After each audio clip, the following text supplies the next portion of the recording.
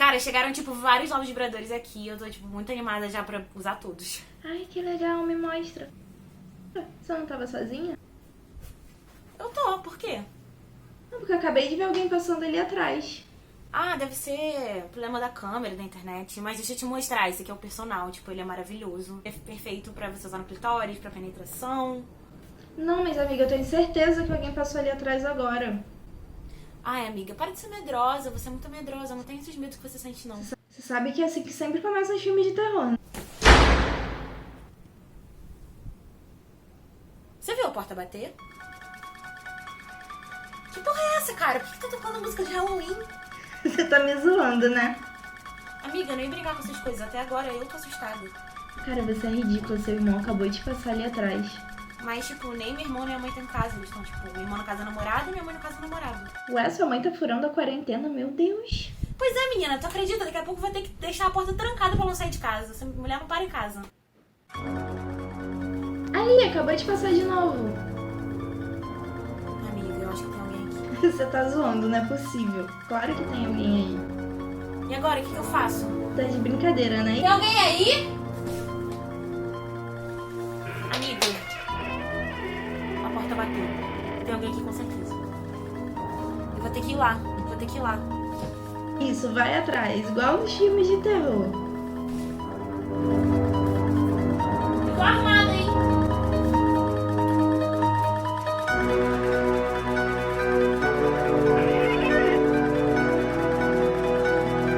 Amiga?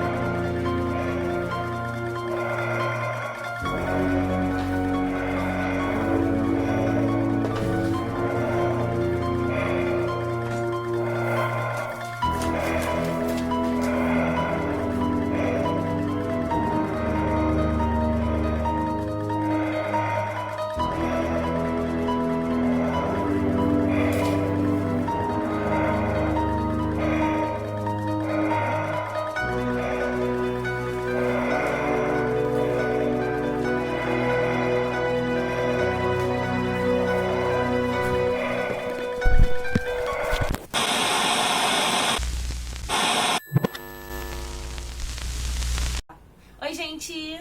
Oi, galera. Espero que vocês gostem de filmes de terror, porque hoje vai ser esse o tema do nosso vídeo. Você gosta de filmes de terror, Vitória? Eu amo, e você, Raquel? Eu também gosto. Qual é o seu filme favorito? Ah, eu amo Psicose, e você? Meu favorito é Iluminado, gente. Eu tô até com a blusinha hoje e eu tenho uma tatuagem, tipo... Eu realmente sou muito viciada em filmes de terror. Mas não é exatamente só sobre filmes de terror que a gente vai falar hoje. A gente vai falar um pouco sobre como são as representações femininas dentro desse filme de terror. E com esse vídeo a gente espera mostrar um pouco pra vocês como que dentro da mídia e na grande parte das vezes as mulheres são representadas como produtos do imaginário de uma sociedade patriarcal e são exibidas e apreciadas nas telas como objetos e não como sujeitos. Mas pra gente falar isso pra vocês, a gente precisa explicar um pouquinho do histórico dos filmes de terror e como estavam questões sociais nos Estados Unidos durante a época dos anos 60 e 80. Então, agora a gente vai falar um pouco sobre o histórico dos filmes de terror até a década de 60. Antes de 60, o gênero do horror começava a ganhar uma popularidade com a literatura gótica e que era bem fácil de identificar, porque se passava em castelos decadentes, grandes mansões, torres e outras estruturas medievais relativamente isoladas e que procuravam assustar pela evocação de uma atmosfera intimidante e de ameaças sobrenaturais. Entre esse tipo de obra tem Frankenstein, O Médico e o Monstro e Drácula. Essas obras literárias clássicas serviram praticamente como um modelo para o que se torna o cinema de terror. E aí ele começa a se dar principalmente pelo expressionismo alemão, em 1930, com filmes como Nosferatu, Dr. Caligari, King Kong... E esses filmes, tipo, bem baseados em monstros mesmo, e com, tipo, espaços pouco povoados, bem pra ter essa ideia que o medo não tava ligado no que é humano, o medo tava ligado no que não era humano, que era sobrenatural. Mas isso começa a mudar a partir da década de 60 com, tipo, um dos maiores clássicos de terror, que é a Psicose.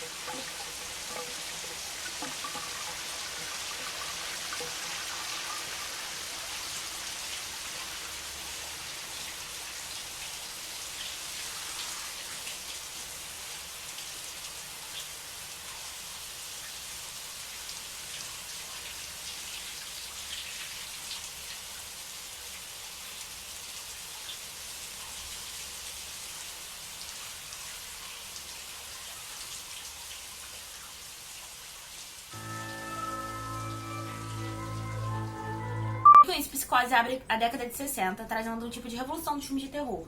E que agora os assassinos não são somente monstros, agora também são pessoas que parecem ser pessoas normais, mas na verdade são serial killers. Esse tipo de filme surge como uma forma de punir e frear os avanços e conquistas do movimento feminista, dentre outros movimentos também da época, que a gente vai falar um pouquinho mais lá à frente. E reparem, Psicose inicia com a Marion Crane deitada com Sam Loomis, conversando sobre um possível casamento dos dois e sobre a ex-esposa de Sam. Ou seja, a gente já percebe que a Marion é uma mulher sexualmente ativa, livre e fora do padrão conservador. E também está com um homem que não é mais casado, um homem divorciado, que também na época não era muito bem visto. A Marion é assassinada no Bates Motel pelo Norman Bates, naquela cena clássica dentro do chuveiro em que ela tá despida. Essa cena deixa muito claro que, ela tá sendo assassinada como punição pela liberdade dela e sexualidade. E isso vai ser muito mais claro nos próximos filmes. E outro perfil muito interessante que podemos perceber em Psicose é o da mãe de Norman, que na verdade, quando o Norman tem esse surto... Vou começar do início. Outro perfil interessante em Psicose é o da mãe de Norman, que na realidade, quando ele tem esse surto psicótico e esfaqueia a Marion, ele acha que ele é a mãe dele. E esse perfil da mãe do Norman é traçado como uma mãe controladora que oprime o seu filho até que ele vire um psicopata. E se vocês quiserem ver mais sobre essa relação entre o Norman e a Norma, que é sua mãe, tem a série Bates Motel, que foi ao ar de 2013 a 2016 e aborda muito bem essa relação e essa construção da mãe como a culpada pelo que ocorre com o Norman. Mas pra gente entender um pouco do porquê que tinha esse tipo de representação feminina nos filmes, a gente precisa também entender o que estava acontecendo nos Estados Unidos nessa época. A década de 60 foi marcada pela era dos protestos, e começaram a ter várias manifestações, tanto raciais quanto feministas, dos movimentos que buscavam algum tipo de liberdade sexual e uma liberdade maior em relação ao uso de drogas. O espírito da rebeldia também se fazia presente na música popular, como rock and roll, que era engajada em compromissos políticos e sociais contra a alienação, o militarismo e o racismo, e tendo porta-vozes famosos como o cantor Bob Dylan. Esses protestos de rebeldias, eles colocavam em destaque muitas questões historicamente que eram problemas nos Estados Unidos e também no mundo todo, né? E é por isso que eles acabavam incomodando tanto.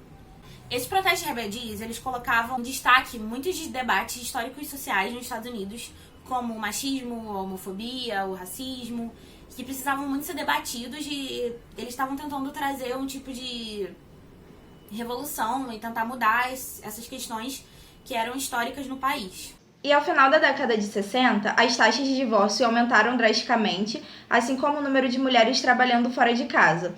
Também as taxas de natalidade diminuíram devido à expansão dos meios contraceptivos.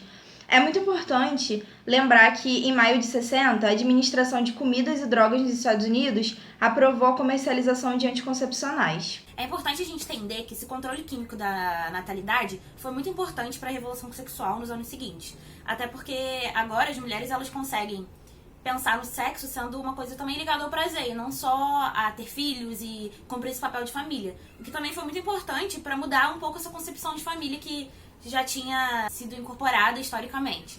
Mas o que a gente não pode esquecer é que esses movimentos eles começaram a ter um caráter muito revolucionário. E é claro que os movimentos de direita, eles não iam ficar, parados olhando e falando assim, olha o que tá acontecendo.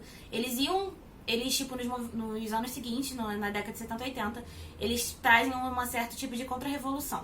Ao mesmo tempo que os movimentos sociais cresciam e tinham novas conquistas, a resposta conservadora também avançava, na tentativa de frear essas conquistas. A direita cristã conservadora mostrava-se desconfortável e, acima de tudo, contrária aos novos valores sexuais e morais, criticando vorazmente o feminismo e o traçando como uma forma de atentado à moral e liberdade. Essa direita conservadora lutava para retroceder as conquistas alcançadas, como eu falei, e dois exemplos fortes dessa luta pelo retrocesso é o divórcio e a pílula anticoncepcional. Essa resposta conservadora não estava presente só nos discursos dessa direita no campo político, mas também era reproduzida nos produtos culturais direcionados ao consumo da massa, sempre punindo e silenciando as mulheres independentes e sexualmente ativas, as retratando como mulheres perigosas e doentias. E a gente consegue perceber muito bem isso em filmes como O Bebê de Rosemary,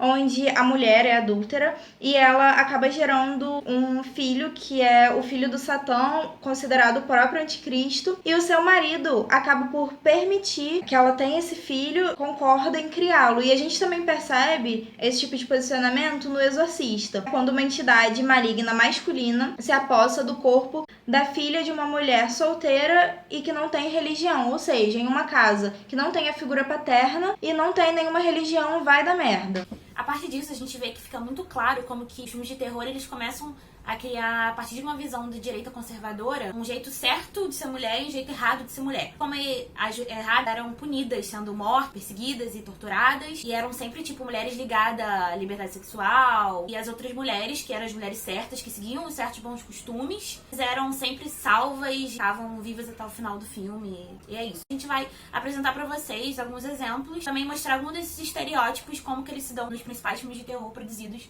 nos anos 80 e 70. O primeiro estereótipo que a gente vai apresentar pra vocês é o estereótipo da normalidade. Esse estereótipo é ligado àquelas personagens que eram sempre vistas como perigosas e loucas por serem mulheres. E elas normalmente não são personagens vistas só como vítimas, mas também como antagonistas. Também tem muita ligação com a sexualidade delas, como vocês vão ver com a apresentação das personagens. A gente consegue perceber muito bem essa normalidade em Carrie, a Estranha, onde essa normalidade está ligada ao despertar da sexualidade e à primeira menstruação. Justamente no baile escolar, onde a Carrie tá toda arrumada, atingindo aqueles padrões de feminilidade, maquiada, com roupas ditas como femininas, e a gente começa a acreditar que finalmente ela vai ter um final feliz, vai se encaixar naquele contexto ali escolar, mas acontece o oposto. Ela é humilhada publicamente, levando um banho de sangue de porco naquela cena clássica. Se você não viu Carrie Estranha, com certeza você já viu essa cena, que é ela cheia daquele sangue esquisito vermelho, assustadíssima no baile. E dessa forma ela fica ali envergonhada, gerando um sentimento de repulsa e horror. E justamente nesse momento, os seus poderes telecinéticos se desenvolvem e até aquele ponto a gente acredita que a Carrie é a mocinha, a que tá ali sofrendo bullying, mas na real ela passa a ser a vilã do filme. Ou seja, quando enfim a personagem tem o despertar da sua sexualidade, tem a sua primeira menstruação, ela já passa a não ser mais tão boazinha assim, ela passa a ser punida só por ser mulher. Eu, quando assisti Carrie, já vi todas as versões que tem, todas as três. E a primeira vez que eu assisti, eu nunca tinha percebido essa relação. Às vezes é uma coisa que passa tão despercebida da gente que a gente não repara como que esses sinais estão ali presentes, sabe? E eu acho que é muito importante que nós mulheres nos atentemos como que a gente está sendo representada dentro desses próprios filmes. A gente já pode partir pro segundo estereótipo, que é o estereótipo da mulher objetificada. Esse estereótipo fala bastante sobre a objetificação da mulher, principalmente nos filmes de terror. E não só sobre a nudez, a erotização do corpo, mas também como que existe uma violência muito grande em cima desses corpos e como que essa violência ela é utilizada para entretenimento e também como uma forma de punição para essas ações vistas como inadequadas. Também é muito interessante que a gente note que, tipo, essas personagens, elas não têm nenhuma característica além da sexualidade delas, né? Porque elas não têm nem nome, nem sobrenome e às vezes a gente não sabe nem outras coisas sobre a vida dela, a não sei que elas transam. Dessa forma, é muito difícil que a gente consiga criar algum tipo de vínculo com esse personagem, já que, tipo, não existe direito uma personagem, tipo, ela não é bem construída. Ela só é construída em cima de estereótipos negativos. Vale lembrar que a violência contra a mulher como uma forma de entretenimento não é exclusiva do gênero de terror. A gente percebe isso também em outros gêneros e outras manifestações culturais também. A gente trouxe aqui uns exemplos de umas frases um tanto quanto polêmicas.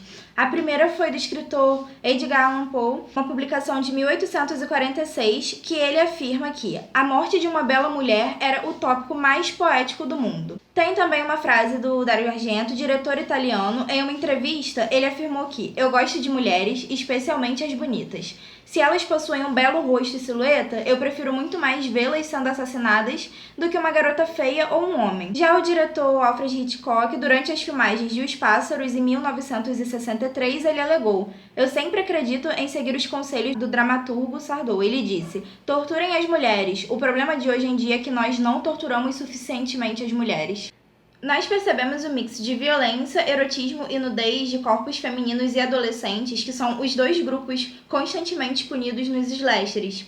E enquanto os personagens masculinos morrem por desobedecer regras que geralmente é referente a atos sexuais ou consumo de drogas e bebidas, as personagens femininas também morrem por essas questões, mas além disso elas morrem só por serem mulheres. E até o terror e o medo que elas passam durante a morte ou momentos antes de serem mortas é totalmente sexualizado.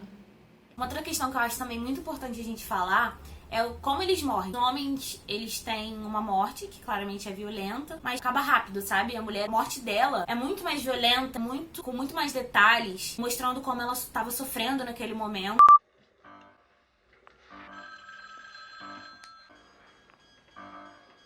Hello? Hello? All right, Annie. First I get your famous chewing, now I get your famous squealing. Annie, are you all right?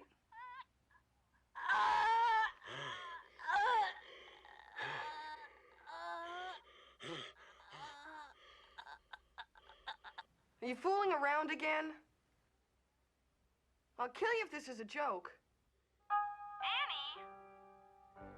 Um fato que é muito importante a gente olhar e perceber nos filmes é que, normalmente, as primeiras cenas de filmes de terror, elas começam já com uma mulher sendo assassinada, de uma forma super violenta, por uma questão sexual envolvida. Por exemplo, em Halloween, no primeiro filme, a primeira cena é o Michael Myers, criança, vendo a irmã dele, tendo relação sexual com um homem, mas uma parte que me fez me interessar muito é que ele espera o namorado da irmã sair e ele fica impune por praticar o sexo, mas a irmã dele não. Ele assassina ela de um modo muito violento. E durante o filme todo é muito claro como que ele vê as mulheres que têm uma vida sexual ativa como uma coisa muito errada. Durante o filme ele assassina várias outras personagens femininas por estarem exercendo sua vida sexual. Outra coisa que é interessante a gente notar nessas cenas é que, por exemplo, quando mostra o casal fazendo sexo, sempre aparece as mulheres nuas e os peitos aparecendo e as expressões delas de prazer. Mas o homem não aparece, o homem é sempre tipo, ele tá ali, mas não é importante que ele esteja fazendo sexo. Agora nós vamos apresentar o terceiro estereótipo, que é o da Final Girl, que ficou famoso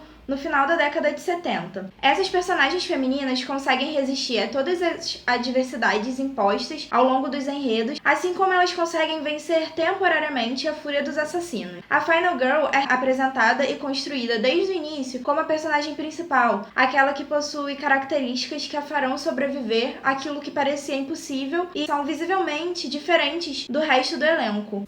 Tá, isso aqui à primeira vista parece que a Final Girl é uma personagem muito empoderada e forte, que consegue ficar viva até o final. Mas é por isso que é muito importante que a gente faça uma análise mais profunda nessa personagem. Na verdade, ela só é Final Girl porque ela segue ideais conservadores. É a primeira Final Girl que a gente vê na história do cinema de terror, que eu gosto muito, gente, eu adoro essa personagem, apesar dos apesares, que é a Laurie Strode, de Halloween, que foi lançado primeiramente em 1978.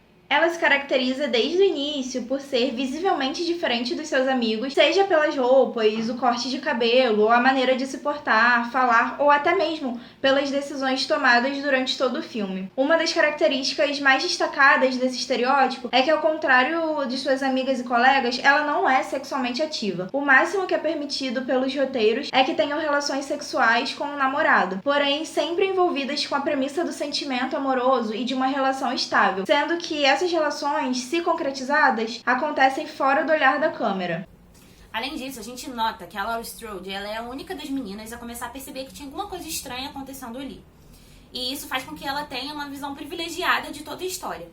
Uma característica muito principal nas Final Girls é que elas são bem femininas, mas não o suficiente pra destruturar o homem, sabe? Podemos sugerir, então, que tais personagens são associadas a uma feminilidade convencional que é pregada por muitos líderes da direita cristã, como a Beverly LaHale, também como personalidades como a primeira-dama Nancy Reagan, que desempenhavam um papel tradicional na questão de gênero como uma finalidade política. As Final Girls podem ser o exemplo perfeito dessa feminilidade combinada e equilibrada. Elas são ativas, inteligentes, visualmente femininas e atraentes, porém, ao contrário de suas amigas que são brutalmente assassinadas, em nenhum momento elas perdem o controle e deixam sua sexualidade aflorar, tornando-se mulheres fatais que precisam ser urgentemente punidas. Outro fator interessante interessante pra gente analisar nas Final Girls é como que se finalizam esses filmes. Na maioria dos casos, elas são salvas por um homem. No caso da Laurie Strode em Halloween, ela é salva no final do filme pelo Dr. Loomis, e é o psiquiatra do Michael Myers, e ele passa o filme todo atrás do assassino. E no final momento, quando o Michael Myers tá quase assassinando a Laurie Strode, aí vem do Dr. Loomis, um homem, herói, salvar a pobre coitada. Ele acredita que ele assassina o Michael Myers, joga ele da janela, e todo mundo acha, nossa, ótimo, final feliz. Mas na verdade, o Michael Myers fica vivo, ele sai. E é assim que acaba acontecendo vários outros filmes. Também é muito interessante a gente ver que a Laurie Strode participa também de outros filmes, inclusive o último filme que saiu há pouco tempo atrás. E ela já tá muito mais velha, e ela ainda continua sendo uma personagem principal, uma Final Girl dentro desses ideais da direita conservadora. O fato do Dr. Loomis aparecer repentinamente no lugar certo e salvá-la acaba reforçando uma divisão tradicional que é muito comum no cinema hollywoodiano, em que o homem é representado como ativo, resistente e herói, enquanto a mulher é passiva e frágil, sempre esperando para ser resgatada. As Final Girls, elas sobrevivem justamente porque ela tem esse tipo de personalidade, muito ligada à moral cristã e a uma moral mais conservadora e de direita e tal, né? E é justamente para elas não desafiarem a esse tipo de moral cristã e não reivindicarem certos tipos de direitos vistos como direitos feministas, que ela não é punida como as outras tipos de estereótipos, né? Agora a gente vai falar um pouquinho sobre o cinema de terror na atualidade e como esses estereótipos misóginos continuam nesse gênero. Mas considerando o nosso contexto em que nós tivemos muitos avanços ligados aos movimentos sociais, nós temos alguns filmes que trazem personagens fora dessas perspectivas. E uma coisa muito importante de apontar sobre o cinema em geral, mas principalmente no terror, é que na maioria desses filmes não tinham atores negros, tudo se passava entre pessoas brancas em bairros de classe média. Atualmente, vemos novas produções de filmes de terror que mudam um pouco essa perspectiva e trazem um tipo de novidade para os filmes, como por exemplo Us, do Jordan Peele, que tem como principal protagonista, que é uma mulher negra, e esse filme debate muito a questão das classes sociais. Outro filme também muito interessante é o Doutor Sono, que traz como uma das personagens principais uma garota negra. E o que me fez achar muito interessante esse filme é que não só tem uma das personagens principais como uma garota negra, mas como ela é a personagem mais forte do filme. Ainda mais forte que o próprio protagonista, que é o Dan Torrance, e a antagonista também. Um filme que chamou muito a nossa atenção foi A Bruxa. As bruxas, historicamente, foram perseguidas e faziam essa ligação entre mulheres e o mal. E é recorrente no cinema de terror, utilizada como artifício para inspirar o medo e alertar para os perigos encarnados pelo feminino. Nessa obra, o diretor Robert Eggers problematiza um possível diálogo entre o cinema de horror contemporâneo e uma tradição antifeminina milenar, permeada por questões de gênero e sexualidade que se ancora em valores e preocupações relativas ao mal e suas manifestações no mundo. Mostra um feminino um tanto quanto mais complexo, e por mais que discuta a questão do mal, a personagem feminina principal ela é complexa, ela tem dúvidas e questiona o que é bom e o que é mal. Gente, espero que vocês tenham gostado. A gente fez esse vídeo com muito carinho pra vocês. Aproveita e deixa o like aqui e se inscreve no nosso canal. E além disso, dá uma olhadinha no nosso Instagram, que lá tem alguns posts também sobre esse mesmo tema. E acho que vocês vão gostar bastante. Obrigada, gente! Tchau!